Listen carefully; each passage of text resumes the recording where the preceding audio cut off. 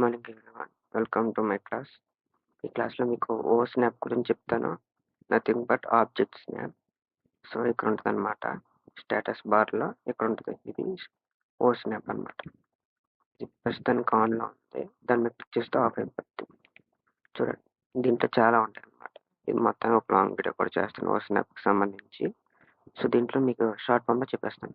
ఇప్పుడు ఏదైనా ఒక లైన్ తీసుకున్నాం అనుకోండి. ఆ లైన్‌కి స్టార్టింగ్ పాయింట్, ఎండ్ పాయింట్ చూపించిన, ఆ లైన్ మిడ్ పాయింట్ చూపించిన, సర్కిల్‌కి సెంటర్ పాయింట్, అలాగే రెక్టాంగిల్‌కి సెంటర్ పాయింట్, అలాగే ఇంకా ప్యారలల్, ఇంకా arc lines, tangent lines, perpendicular ప్రతీదీ మనకు మార్క్ చేసి చూపిస్తుంది. అంటే మన లైన్ మీదకి ఇలా తేగానే. సపోజ్ ఈ లైన్ ఉందా? చూడండి. ఇక్కడ రాగానే చూసారా ఇక్కడ ఈ లైన్‌కి మిడ్ పాయింట్ చూపించింది. ఇక్కడ రాగానే ఎండ్ పాయింట్ చూపించింది కదా! వీటిని స్నాప్స్ అంటారు. అలా. అలా ప్రతిది ఒక్కొక్కటి ఒక్కొక్క సిట్యుయేషన్‌లో ఉపయోగపడతాయి. ఇలాగనమాట. సపోజ్ సర్కిల్‌కి చూడండి.